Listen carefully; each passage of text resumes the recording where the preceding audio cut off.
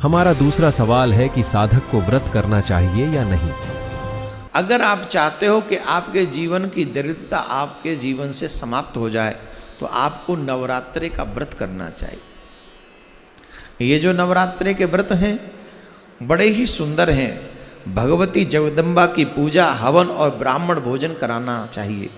व्रत के सर्वदा पालन करने से ज्ञान और मोक्ष तथा सुलभ हो जाते हैं, सुख और संतान की प्राप्ति होती है तथा शत्रु के पैर भी नहीं टिकते जो माता रानी के नवरात्रों का व्रत करते हैं।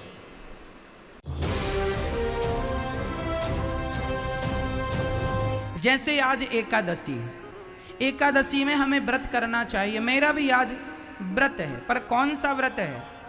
एकादशी के दिन हमें अन्न ग्रहण नहीं करना चाहिए। तो इस तरह से हमें समझना चाहिए कि हम अगर व्रत करें तो इसमें एक इमोशनल एस्पेक्ट भी है, और साथ में भगवान कहते हैं जो व्रत रखते हैं उनके हृदय में कृष्ण प्रेम बढ़ता है, उनके शरीर का शुद्धि होती है, उनके अहंकार का नाश हो जाता है। इतने फायदे।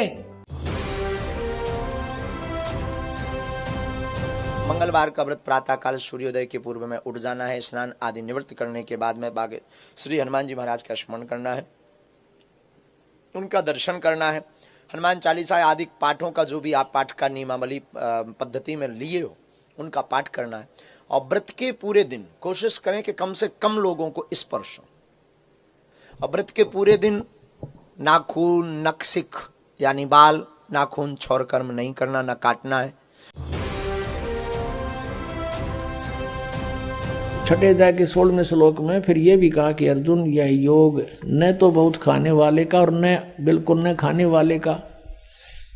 बहुत खाना तो यूँ है पेट डडी पक्का खा ले अंगड़ाई टूटे, भक्ति हो को ना। और बिल्कुल न खाना, व्रत रखना। व्रत रखना भी गीता में मना है, और ये व्रत रखवाओ एकादशी का, ये कहाँ से लाए?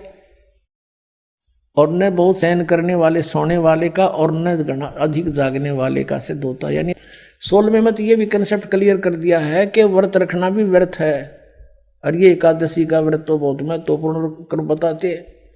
तो ये लोक वेद है, दंत कथा है, इनकी वेद शास्त्र विधि रहित ज्ञान है, उसके करने से कुछ भी लाभ नहीं होगा। गीता जी अध्याय नंबर 16 के श्लोक नंबर 23 के अनुसार।